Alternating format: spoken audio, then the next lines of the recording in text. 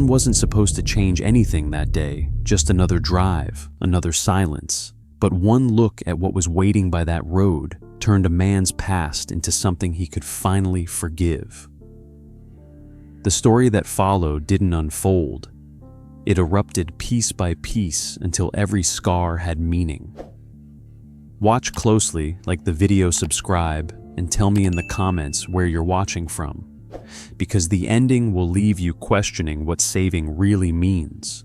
Just before sunrise, Ezra Cole, a quiet black man in his early 40s, drove his old Chevy pickup down the winding 2-lane road that cut through the Louisiana wetlands.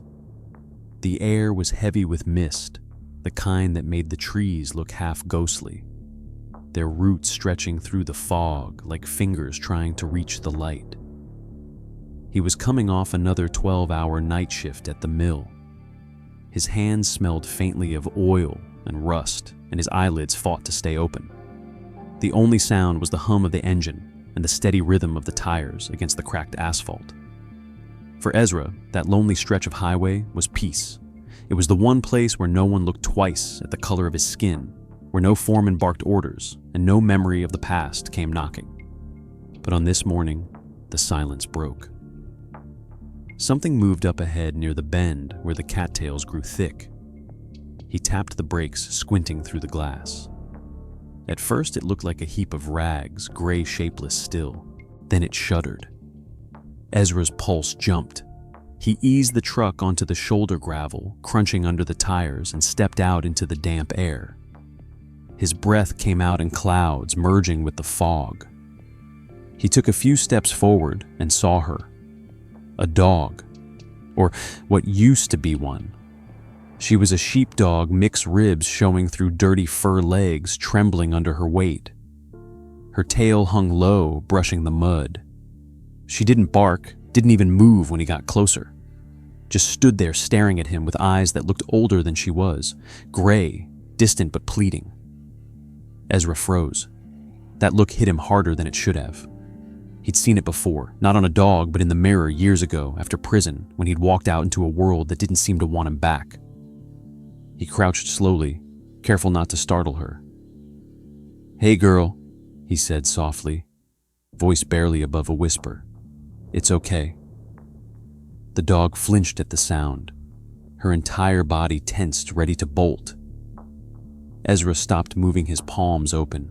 "I ain't gonna hurt you," he murmured. The morning light caught her collar, what was left of it. Frayed leather hung loose around her neck, and in that faint gray light, he saw it, a dark crusted line, dried blood. Someone had hurt her, maybe dragged her, maybe worse. Ezra's chest tightened, anger and sorrow mixing into something wordless. He took a slow breath and sat down right there in the mud, letting her see he wasn't a threat. The air smelled like rain and iron. Minutes passed. The dog shifted her weight, lifted one paw, then another. Ezra didn't move. He waited patient as dawn itself. Then finally she took one trembling step toward him. Her nose twitched. She sniffed the air, her gaze never leaving his face. When she reached arm's length, Ezra extended his hand, slowly, palm up. She hesitated, then leaned in just far enough for her nose to graze his skin. It was a fragile, fleeting touch, but it was trust, however small. She flinched again when he spoke, but she didn't run. He smiled faintly, whispering, "Good girl." Then something on the ground caught his eye. Faint paw prints leading back along the shoulder of the road. They were spaced evenly, almost deliberate, as if she had been walking the same path again and again. Ezra followed them with his gaze and realized they matched the tire tracks from his truck. Every morning for the past week, he'd taken this same road home. The thought hit him like a jolt. She'd been following him, waiting for him. "You been walking my route?" he asked softly, half to himself. The dog tilted her head, as if she understood.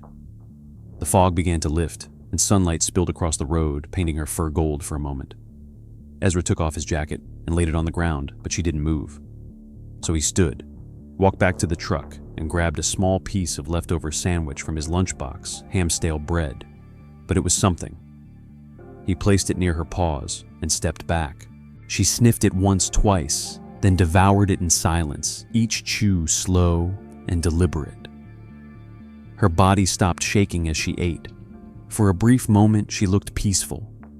Ezra sat down again, elbows on his knees, and watched her. The highway stretched out behind them, empty and endless, a road that most people sped through without seeing. But that morning, he couldn't look away.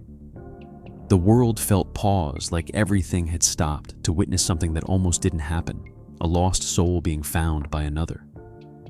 He thought about the long years he'd spent trying to rebuild his name, trying to prove to the world and to himself that he was more than what they called him. A convict. A mistake.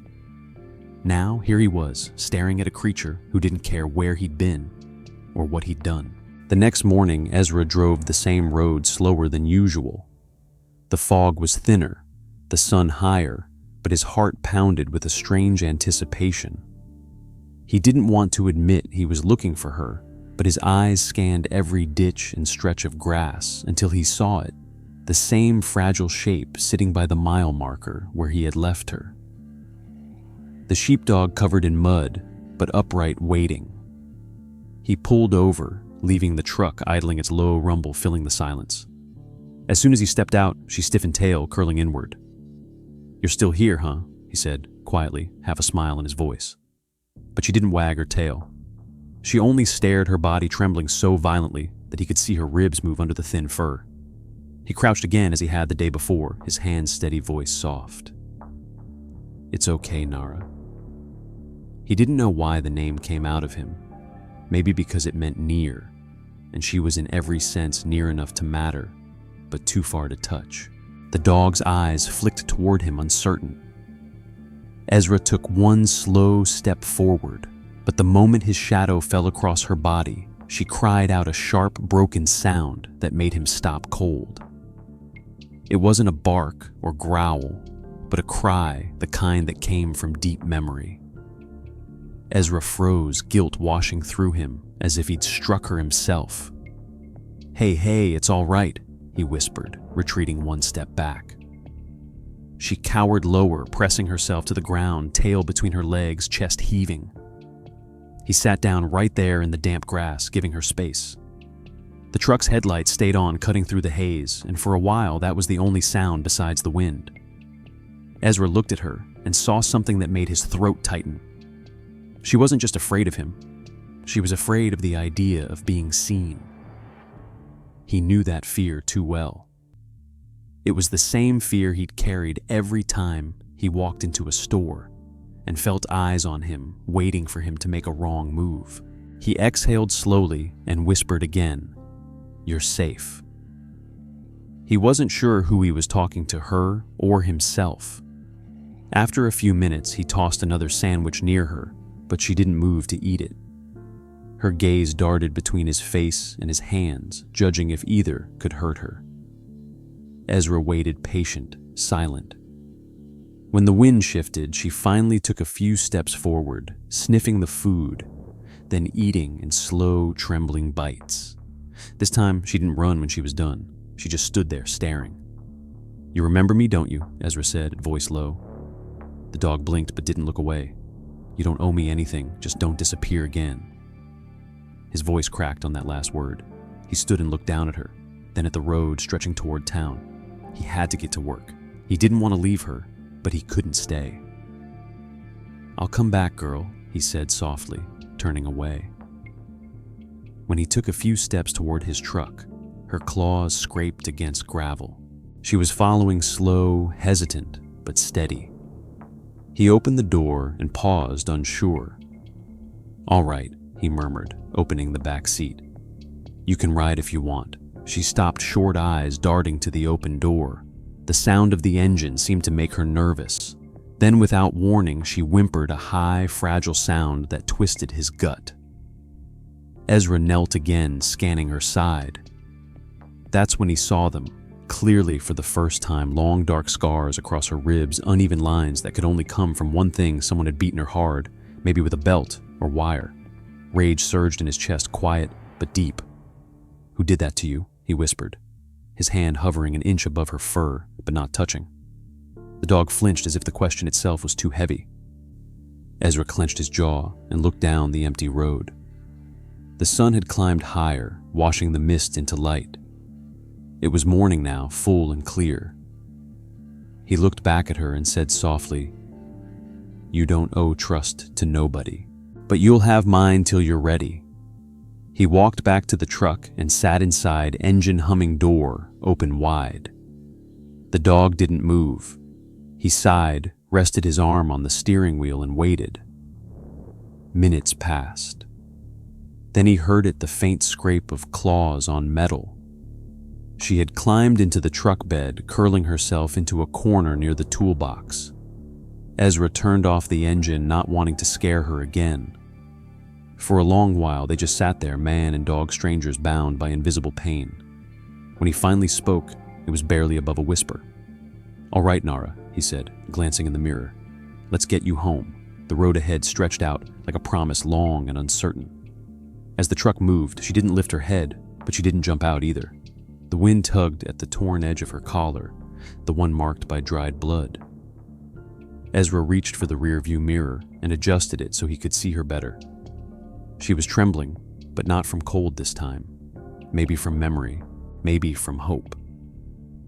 The miles rolled beneath them, and Ezra thought about the years he'd lost trying to rebuild his life after being labeled a name that stripped him of dignity. "You and me," he murmured half to himself. "We got a lot in common, huh?"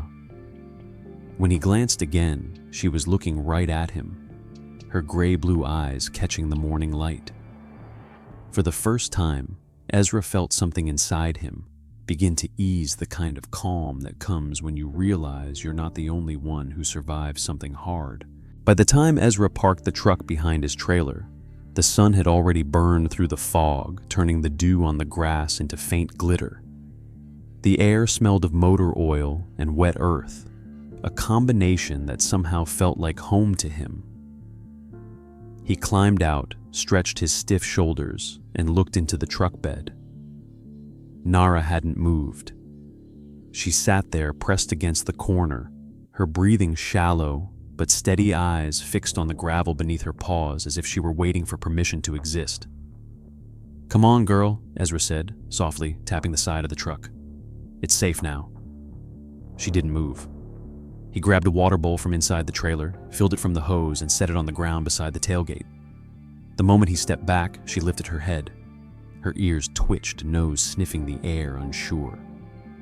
Ezra knelt and patted the ground near the bowl. "See, ain't nothing bad here."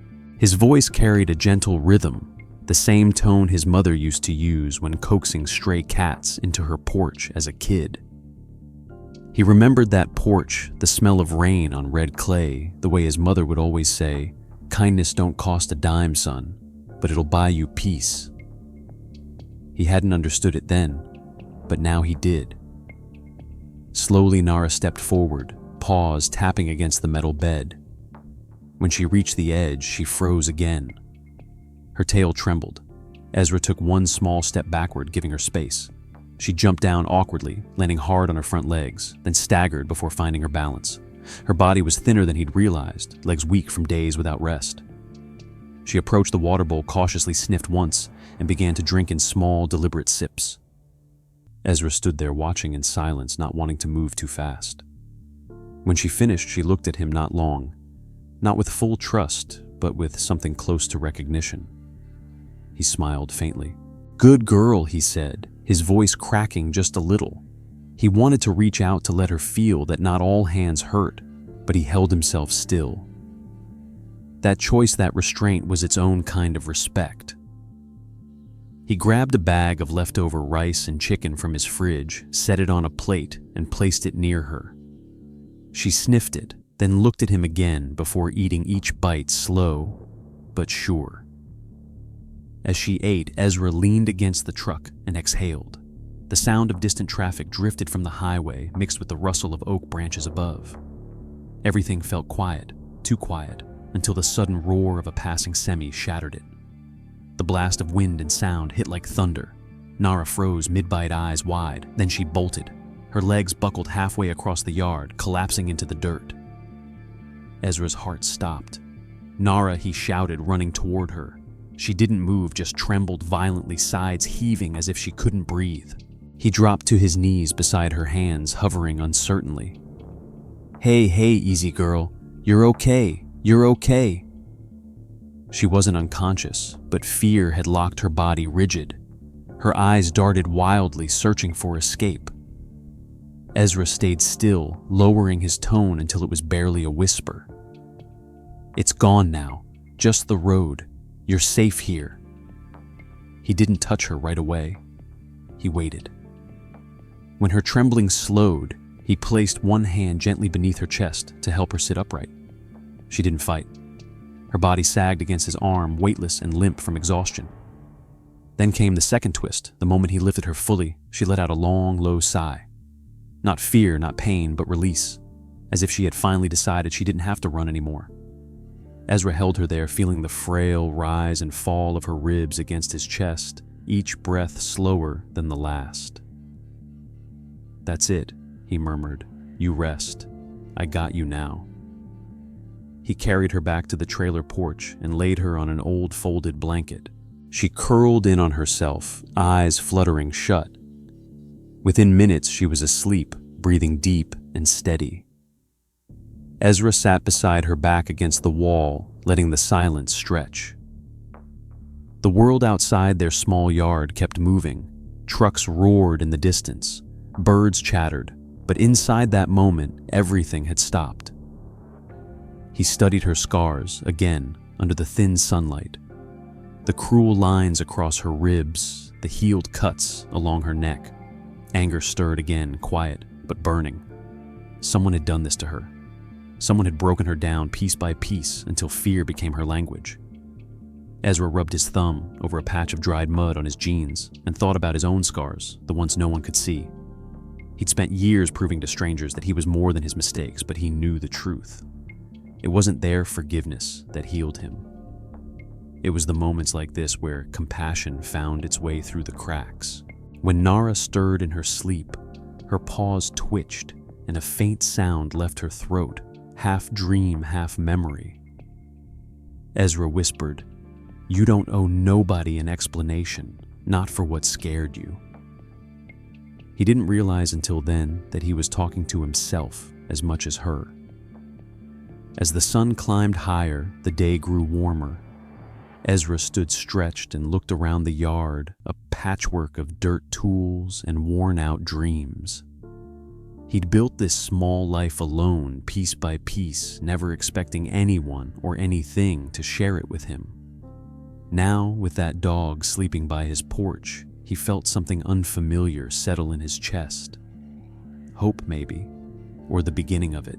The day after bringing Nara home, Ezra woke to the sound of claws lightly scratching against the wooden porch.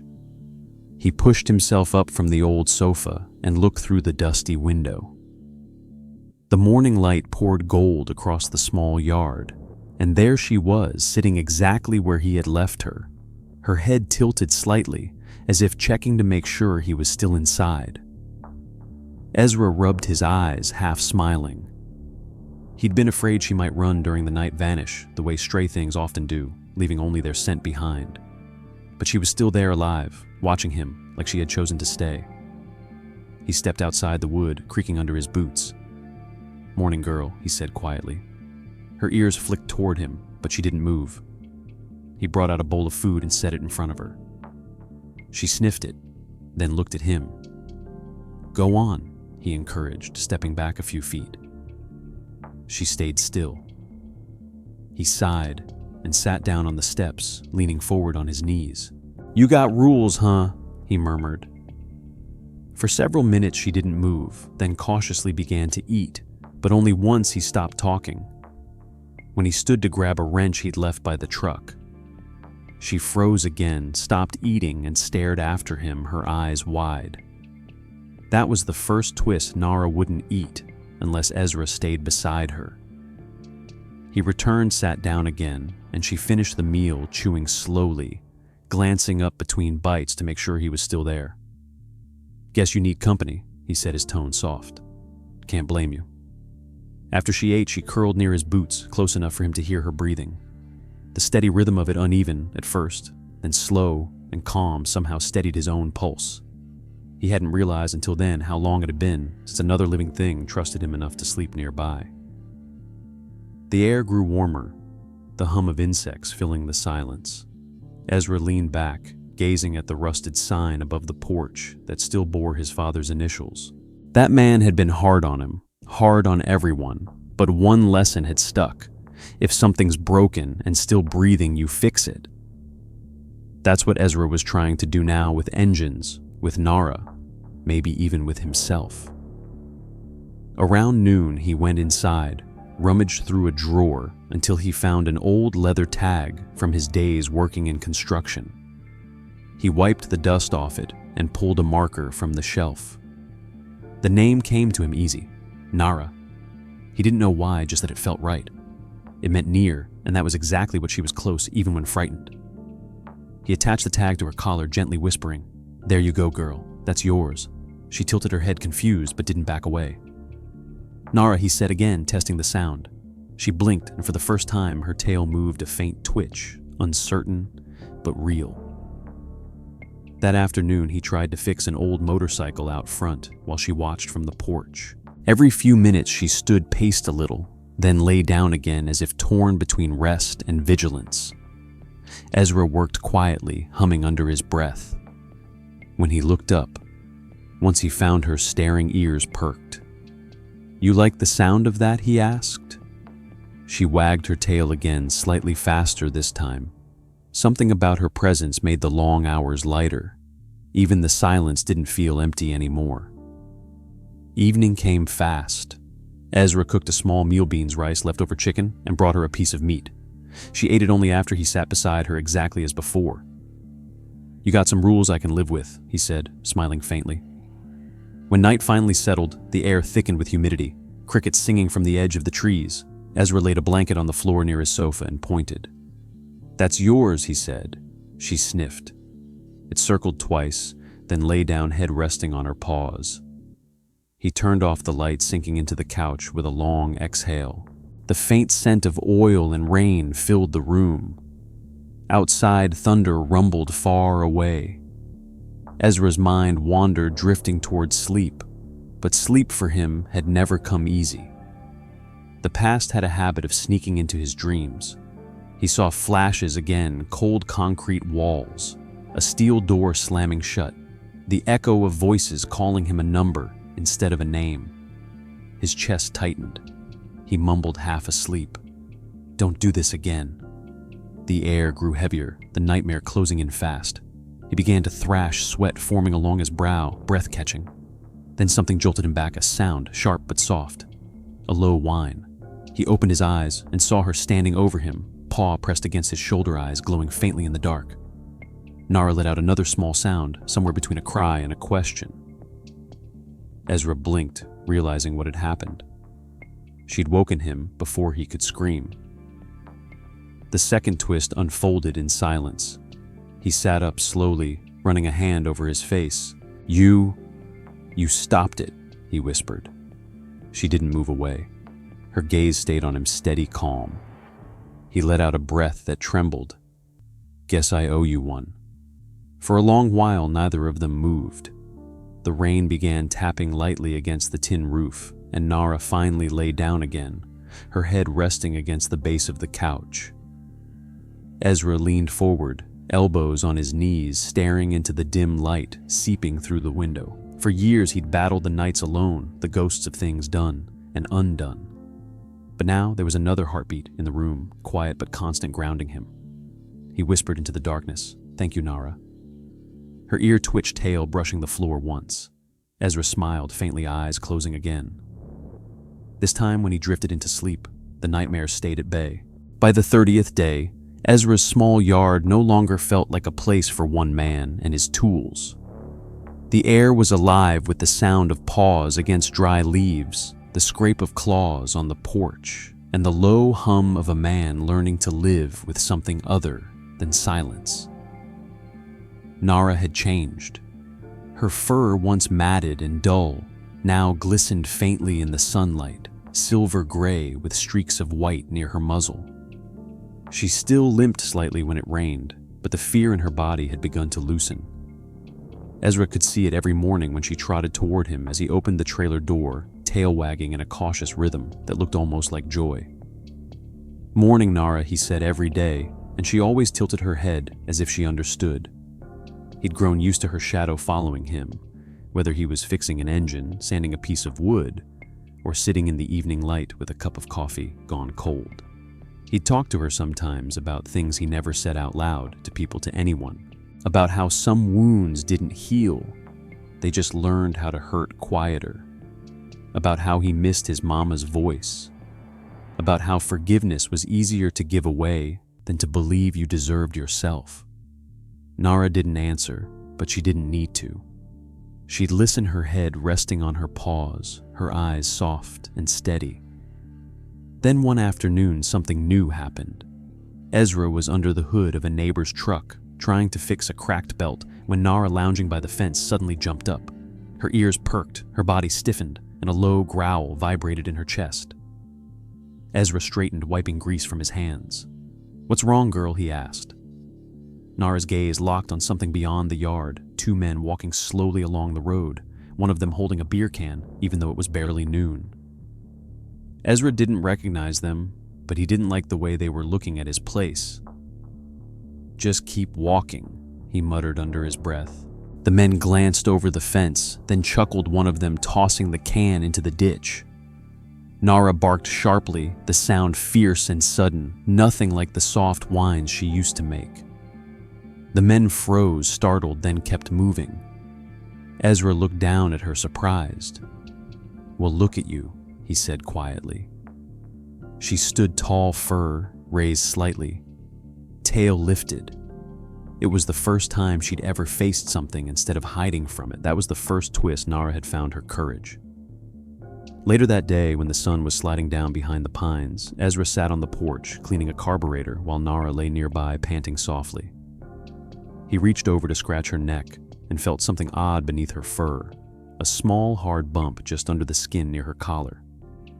"What's this?" he murmured, pushing aside the thick coat of hair.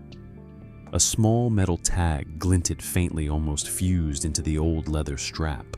It was worn smooth from time and rust, but when he rubbed it, clean, faint letters appeared. Westlake Rescue Hash 47. He stared at it for a long moment, the second twist settling in his chest.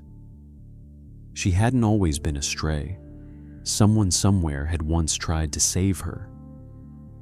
He took a picture of the tag with his old phone, zoomed in on the faded logo, and searched online that night. The shelter was 40 miles away near Baton Rouge. Its website hadn't been updated in years, and the phone number listed went straight to voicemail. Ezra leaned back in his chair, the glow of the screen lighting his face. "Guess we're not starting from zero, huh?" he said quietly. He looked down at Nara, asleep beside his boots, breathing evenly. Her paws twitched as if she were chasing something in her dreams, maybe freedom, maybe memory. He wondered how many hands she had passed through before his, how many promises had been broken before she learned not to believe in them. He reached down and brushed a hand across her back. "Doesn't matter," he whispered. "You're home now." Over the next few days, Ezra noticed more changes. Nara began to follow him beyond the yard, trotting alongside the truck when he visited town. At first, the neighbors watched with cautious eyes, some nodding politely, some crossing the street when they saw him coming. But Ezra didn't care. For years, people had looked at him like a story they already knew, a chapter they didn't want to read. But when Nara walked beside him, head hightail swinging the stairs didn't sting as much. He realized she was teaching him something without even trying to keep walking, no matter who was watching. On the 30th night, the moon hung low and bright, silvering the edges of the yard. Ezra sat on the steps with a cup of black coffee, Nara lying close enough for her side to press against his boot. Crickets chirped. A train's distant whistle cut through the night. Ezra exhaled slowly, letting the quiet sink deep. 30 days, he said softly. Can you believe that girl?" She lifted her head, blinking up at him, and he chuckled. "Didn't think we'd make it this far." She yawned, her tongue curling, then rested her chin on his shoe. He smiled faintly. "I guess you like it here." When the breeze rustled the trees, Ezra looked up at the stars. He thought about how a month ago he'd been a man running from his own silence, driving home through the fog, not expecting anyone to wait for him.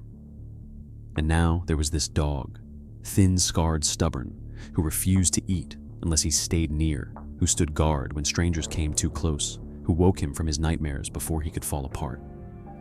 He took a sip of coffee, feeling warmth spread through his chest that had nothing to do with the drink. "You saved me first," he murmured, but the words came out almost as a secret.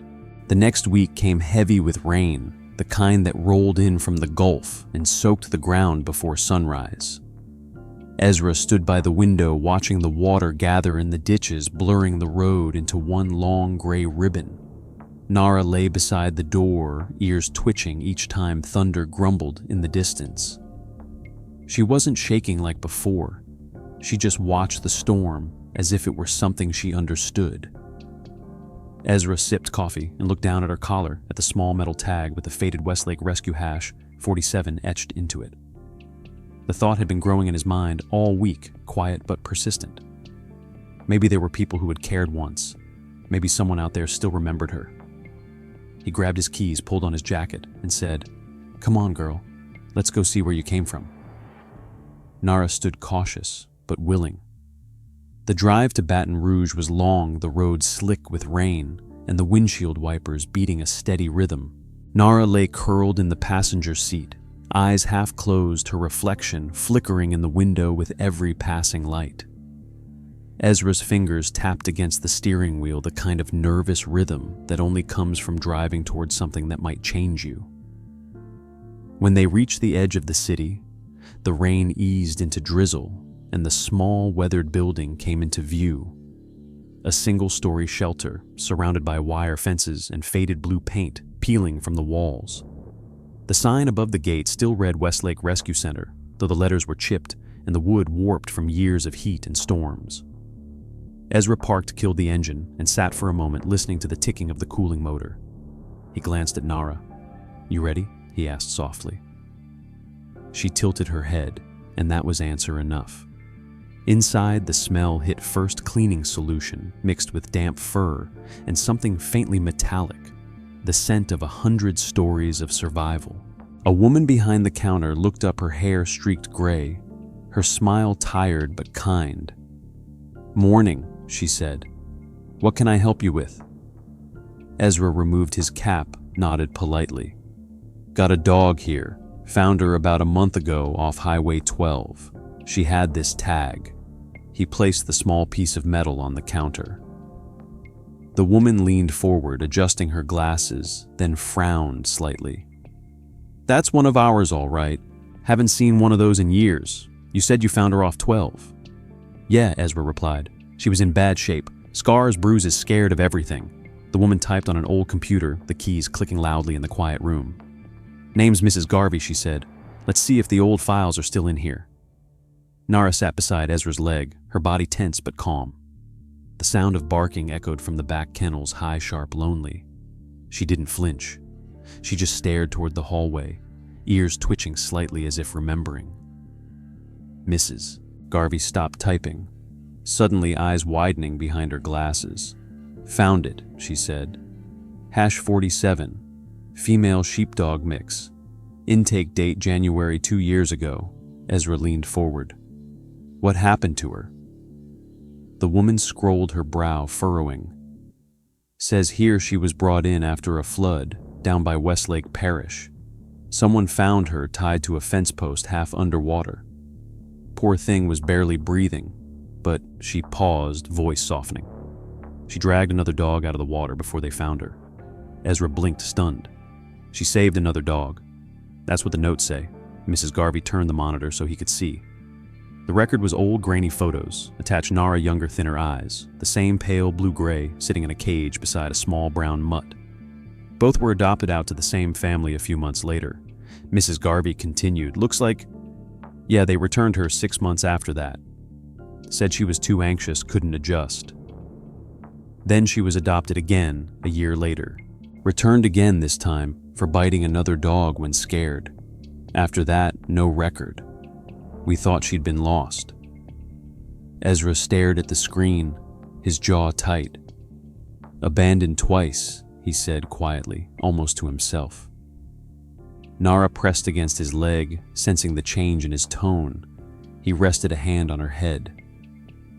Guess we got something in common, huh? Girl misses. Garvey smiled, faintly wiping her glasses. She looks good now. You did right by her. Ezra swallowed emotion tightening in his throat. She did right by me too. The woman leaned down, gently patting Nara's head. She always had that look, she said softly. Like she's seen everything and still believes the world can be kind again. Her voice cracked slightly, and she blinked fast, eyes wet. You know, we named her Hope when she first came in. The volunteer who found her said it was the only word she responded to. Ezra looked at Nara, the dog who had trembled under his hand the first morning he saw her, who had refused to eat unless he stayed close, who had barked at strangers to protect what little they had. He smiled faintly. Hope suits her fine, he said, but I think she prefers Nara now. Mrs. Garvey chuckled softly, wiping a tear. Then that's who she is. Ezra filled out a few papers, updating her information, promising to keep her safe to send photos for their records. Before he left, the woman handed him a small envelope, old copies of her intake forms and photos. I think you should have them, he nodded, tucking it into his jacket pocket. Outside, the rain had stopped completely, leaving the air thick and clean. Nara trotted beside him, tail wagging slightly, as if lighter than before. Ezra opened the truck door, but before climbing in, he crouched down and held her gaze. You hear that? He said quietly. They called you Hope. She blinked her head, tilting the same way it always did when he spoke. Guess that's what you've been all along, he murmured. As they drove back through the winding highway, the fields shimmered with rainwater reflecting the clouds above like fractured mirrors. Nara rested her head on his knee, eyes closed, finally at peace. Ezra turned the radio on low, an old blues station crackling through static. He thought about the file about the words written by strangers who never understood her. Too anxious, too wild, too much trouble. He looked down at her sleeping beside him and thought about all the times he'd been called the same. A smile ghosted across his face. Ain't nothing wrong with being too much, he said under his breath. When they reached the trailer, the sun was setting, washing the sky in deep orange. Ezra parked, stepped out, and watched as Nara jumped from the truck, shaking the rain from her coat. She ran a short circle around the yard, tail high, before settling on the porch steps where she always waited for him. Ezra followed, sitting beside her, the day's heaviness melting into quiet. You had a whole life before me, he said softly. A week after visiting the shelter, Ezra decided to start volunteering there on weekends. Mrs. Garvey had asked him if he could help fix the old generator out back, and maybe do some repairs on the cages that had rusted through over the years. He agreed not because he needed the work, but because the place felt like a piece of Nara's story that deserved to be taken care of. On Saturday morning, the air was clear after a night of rain. The ground glistened with puddles, and the smell of wet earth filled the air. Ezra pulled into the gravel lot with his toolbox in the passenger seat, and Nara sitting proud beside him, her head out the window, ears lifted to the wind. When he parked, she jumped out first, landing lightly on the damp ground. Back where it all started, Ezra said, closing the door. She sniffed the air and looked around, cautious but curious. Mrs. Garvey waved from the porch, her face breaking into a smile when she saw them. You two are becoming regulars, she said warmly. Ezra tipped his cap. Guess we like the company. Inside the shelter, volunteers were setting up for their weekend open house, an adoption day meant to bring in families and foster kids from nearby homes. The place buzzed with voices, the clatter of dishes, the sound of dogs barking from the back. Nara followed close to Ezra's leg, her tail flicking nervously at first, but relaxing as she walked through familiar hallways. She paused at a cage door and sniffed at a puppy curled inside. The small dog wagged its tail, instantly pressing its nose through the wire. Ezra smiled. "That's your old job, huh? Making the scared ones feel safe," Mrs. Garvey overheard and chuckled softly. That's exactly what she used to do. By mid-morning, the shelter opened its doors to visitors. Among the first to arrive was a group of foster children accompanied by 2 social workers. Most of the kids ran toward the kennels, laughing, shouting names, but one boy hung back near the entrance. He was about 13 small for his age, wearing an oversized hoodie, with the hood pulled low over his face. He sat down on the bench near the wall, his eyes downcast, hands shoved deep into his pockets. Ezra noticed him while sorting tools by the door. Something about the boy's stillness stood out. "Morning, kid," he said gently. The boy didn't respond. "You here to see the dogs?" Ezra tried again, softer. The boy only shrugged. Mrs. Garvey walked past and whispered, "That's Silas, new in the foster program. Quiet kid, won't talk to anyone since they brought him in." Ezra nodded his eyes, following the boy. Nara, standing beside him, tilted her head toward Silas, her ears twitching. She took one slow step, then another. Ezra held her leash loosely, letting her lead. Silas didn't look up when she stopped in front of him. She sniffed his shoe, then sat down quietly, her tail curling around her legs. A long minute passed before Silas finally looked at her. His eyes were a deep brown, distant but sharp. Nara gazed back, steady and unblinking. Something invisible passed between them, a stillness so strong Ezra could feel it from where he stood. Silas reached out hesitantly, stopping halfway. Nara leaned forward just enough for her nose to brush his fingers. He froze, then let his hand rest on her head. For the first time that morning, his shoulders eased. Ezra stepped closer, but said nothing. He just watched. Silas's lips moved, barely audible, a whisper more to himself than anyone else she remembers. It was the first word he'd spoken in days, maybe weeks. Mrs. Garvey, standing nearby, covered her mouth, eyes wide. Ezra's chest tightened. "What did you say, son?" he asked quietly. Silas blinked, looking up. She remembers he repeated louder this time, his voice rough with disuse. Like she knows what it's like to lose everything. Ezra swallowed hard, feeling something twist deep inside him. The second twist came not from the boy's words, but from his eyes, hollow, watchful, tired in a way no child's eyes should be. It was the same emptiness that had once lived in Ezra's own reflection, back when the world had written him off as someone beyond saving. For a second, it felt like looking through a window into his own past. "Yeah," Ezra said softly, his voice catching. "She does remember. That's why she don't quit on people." Nara shifted closer to Silas, pressing her head into his lap. The boy's hands trembled but didn't pull away. A tear slid down his cheek, leaving a faint line through the dirt. Ezra turned away for a moment, pretending to busy himself with his tools, giving them space.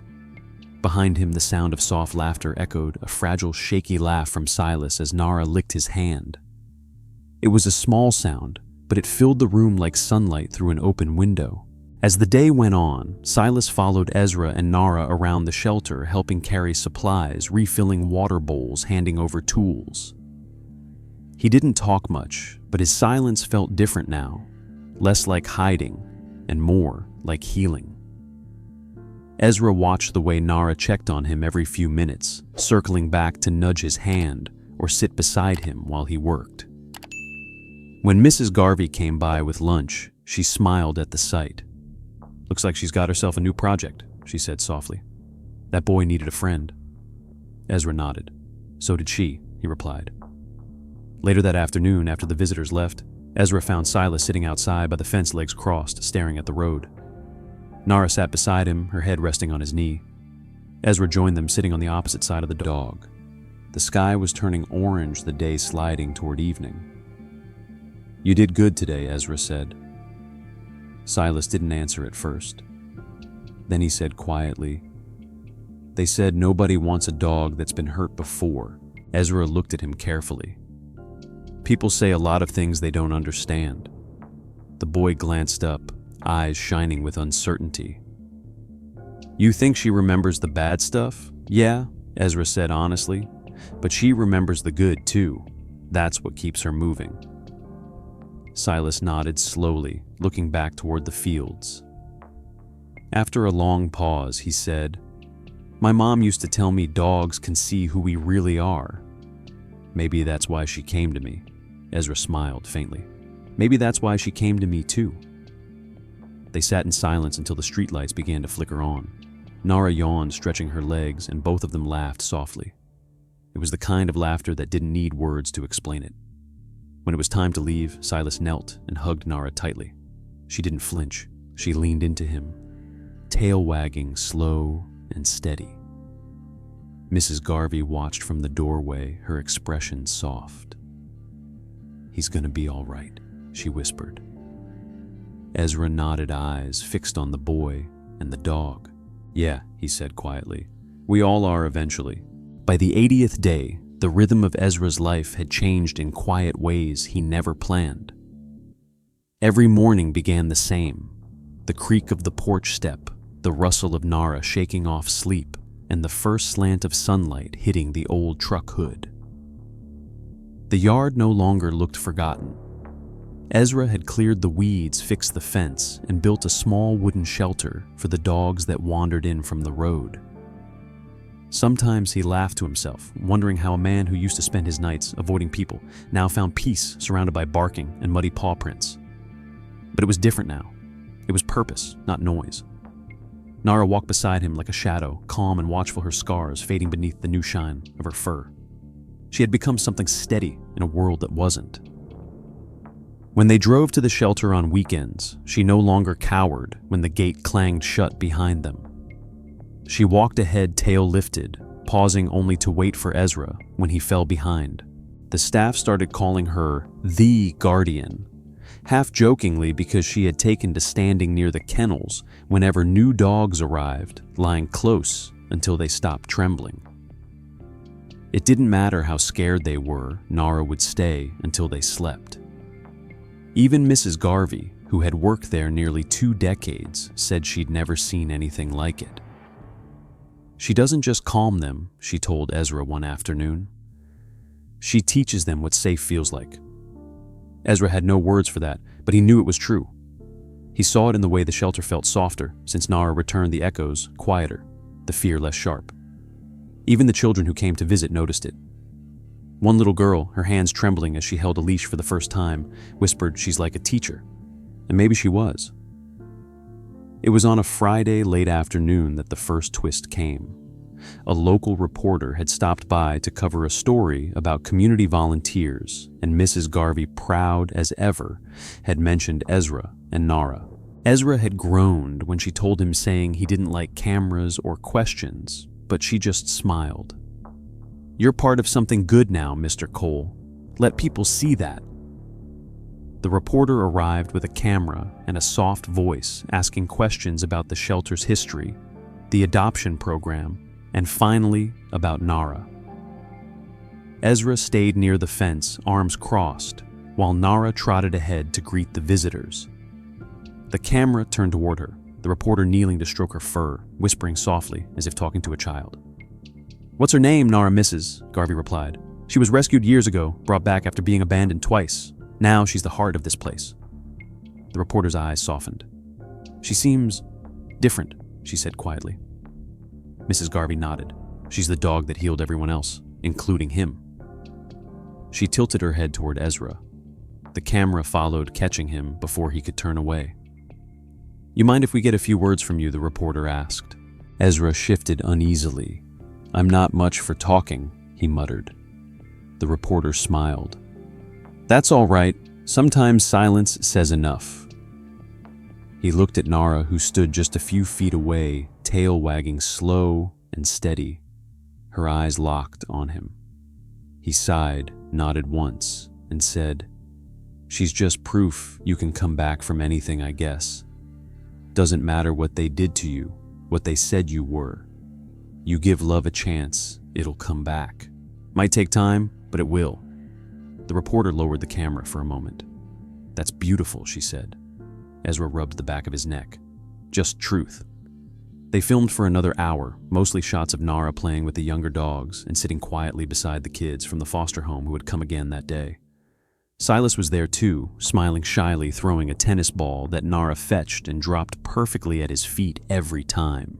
The sunlight fell golden across the yard, and Ezra found himself standing at the edge of the scene, watching with something close to pride. The reporter caught one last clip, Nara lying between two children, her head resting on one of their laps, the boy reading softly from a book about courage. When the piece aired 2 days later, the headline read, "The Dog That Healed a Town." The video spread through local news and social media, people writing messages about kindness, second chances, and the bond between man and animal. Mrs. Garvey called Ezra that night laughing. "You and Nara are famous," she said. "You should see the comments people want to visit, donate, volunteer. You two started something." Ezra didn't know what to say. He sat on his porch, the glow of the television flickering through the window. The sound of the reporter's voice faint in the background. "She's the dog that healed the woman," said through the static, and the man who gave her another chance found his own redemption in return. That was the second twist. Ezra didn't expect at the realization that the story wasn't about Nara saving everyone else. It was about her saving him. He turned off the TV and sat in silence, looking out over the yard where Nara now slept under the porch light, curled into herself. He thought back to that first morning, the trembling figure by the road, the sound of her cry when his shadow touched her, the long months between fear and trust. Every step of her healing had mirrored his own, every act of courage from her had pulled something dormant inside him back to life. He reached for his jacket and stepped outside, the cool night air wrapping around him. "Hey," he said softly. Nara lifted her head, blinking sleepily.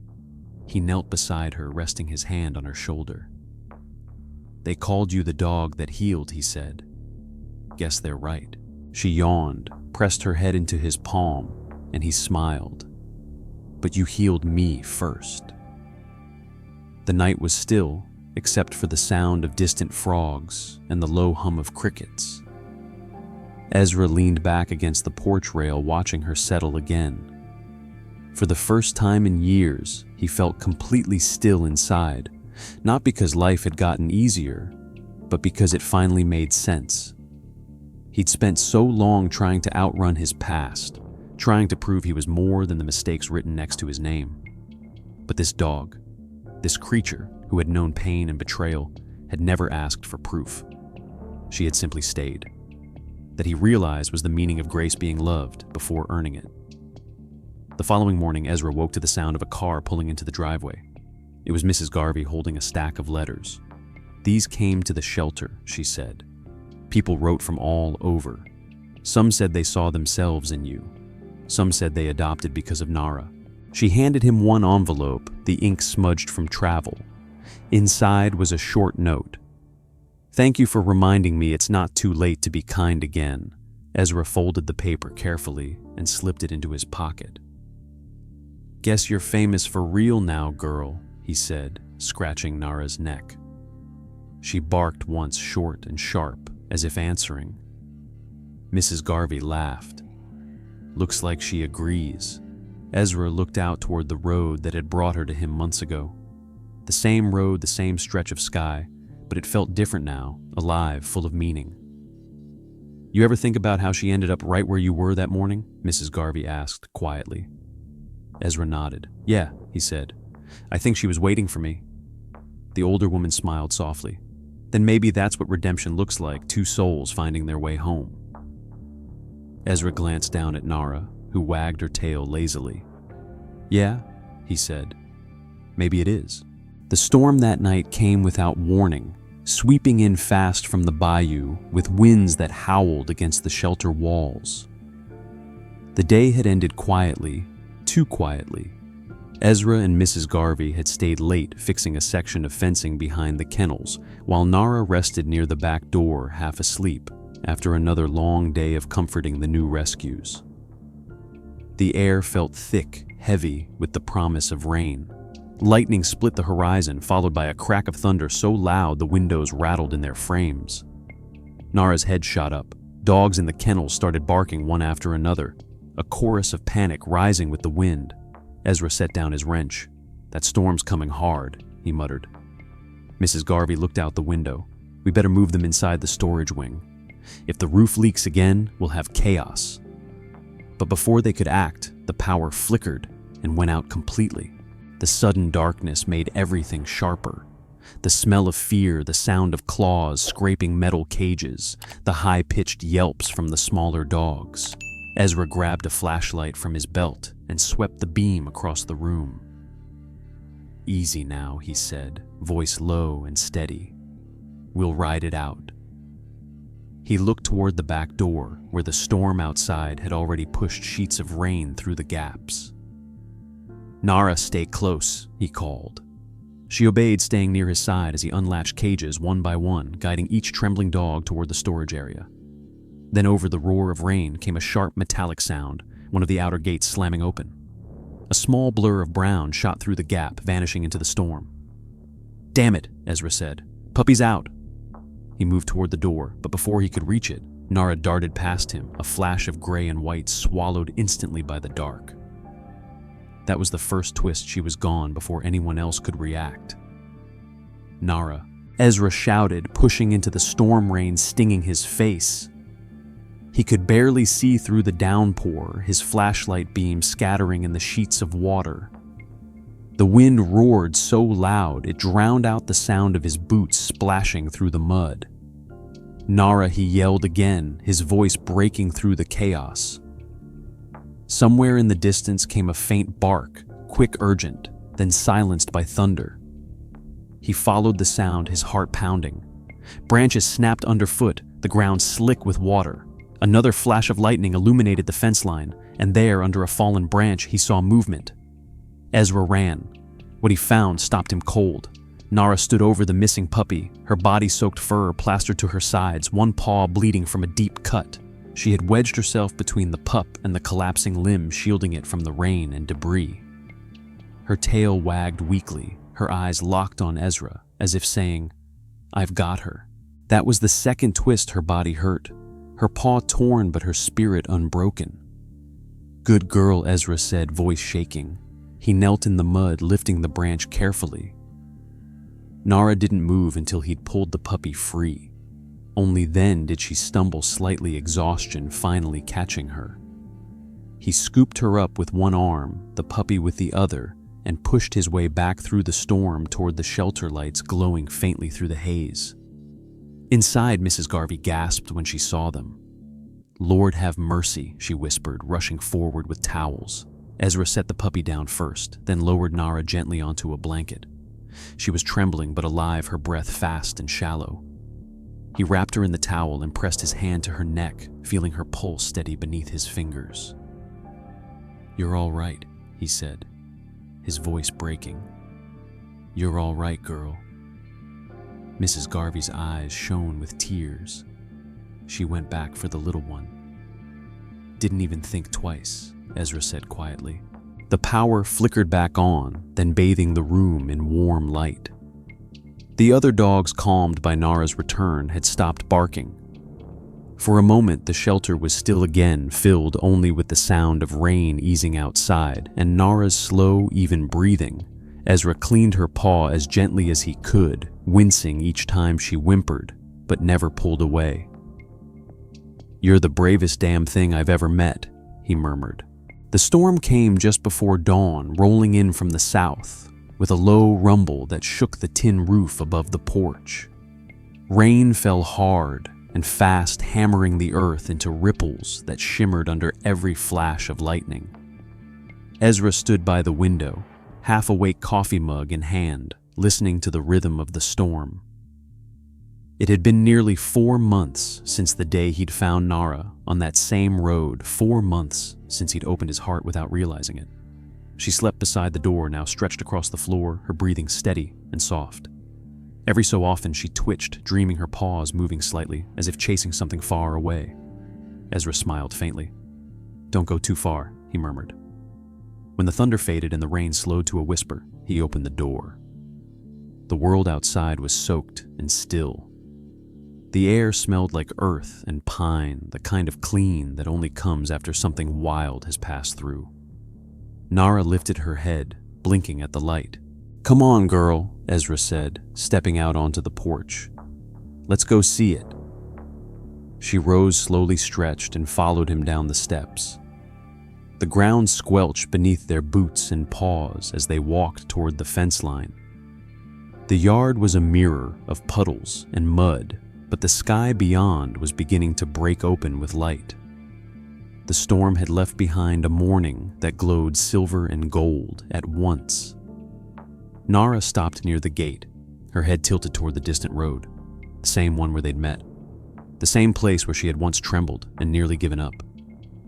It looked different now, empty but peaceful. No fog, no fear, just a long stretch of asphalt cutting through wet fields shining under the new sun. That was the first twist, quiet but certain. The road that had once carried two broken souls now stood as a silent witness to what they had become. Ezra leaned against the fence and looked out at it, the memory flashing sharp and clear, her frail body half hidden by mist, her ribs showing her eyes pleading for mercy. He remembered how he'd knelt beside her, unsure if she'd live, unsure if he could be trusted to care for anything again. Now, standing in the light of this new day, he understood that everything, every step, every word, every scar had led them here. "You pick me," he said softly. Nara looked up at him, her fur catching the sunlight, her collar glinting faintly where the name tag hung. He knelt and rubbed behind her ears. "You could have followed anyone that morning, but you stayed." His voice caught slightly, and he swallowed hard. "You stayed when I didn't even trust myself to." He let out a slow breath and smiled. "Guess that makes you the smarter one." She leaned into his hand, her body warm against the damp air. Somewhere in the distance, a single car passed its engine, echoing faintly before fading away. Ezra straightened his gaze, following the horizon. "You know, he said half to her, half to the morning. I used to think redemption was about proving something, showing folks I wasn't what they said I was, but it ain't that." He looked down at her again.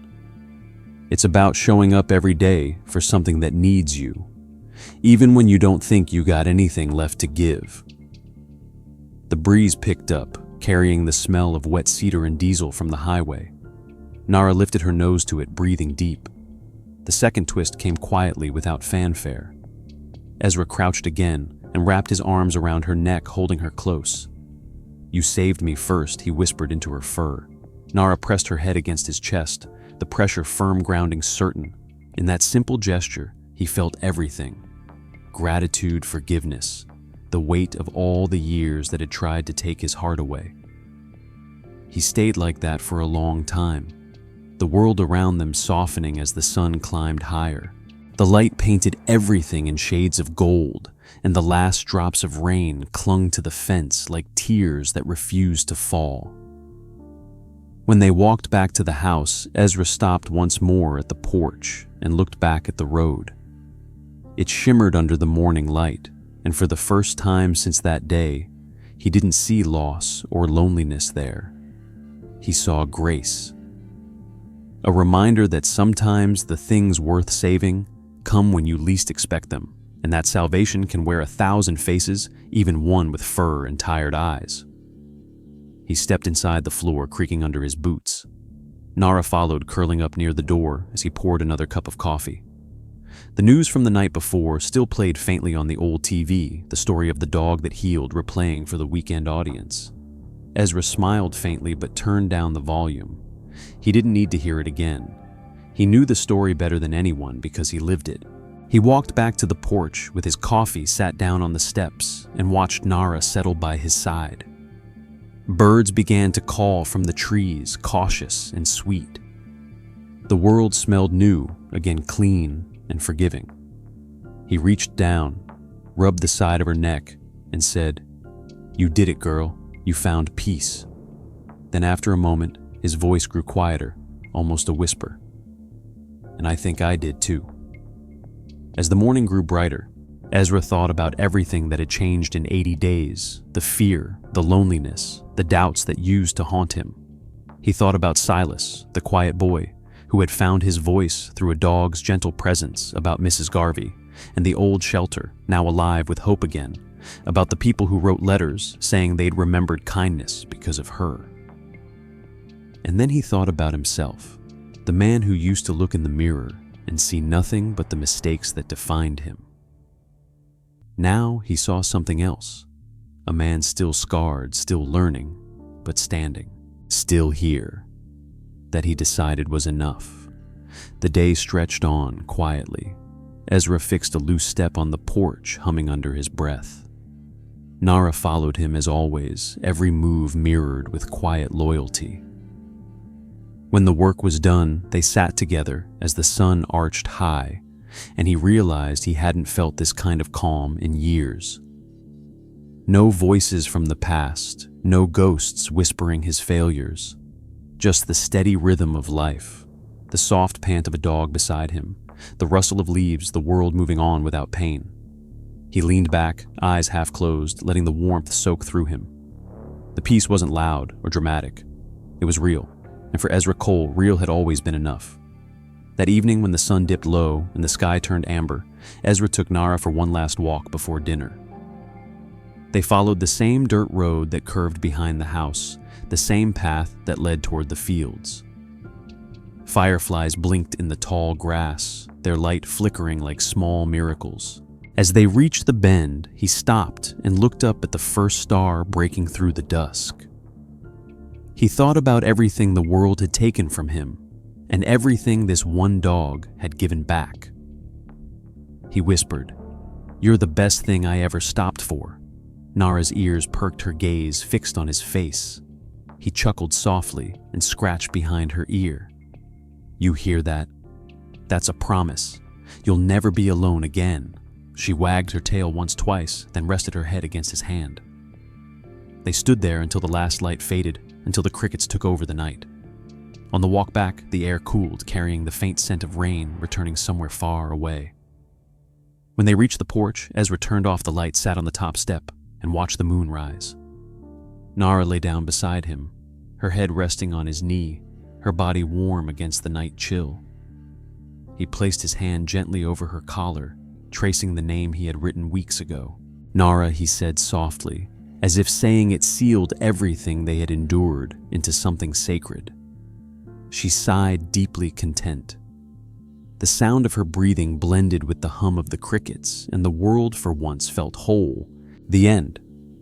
If this story touched your heart, don't forget to like the video and subscribe for more true stories that remind us of second chances.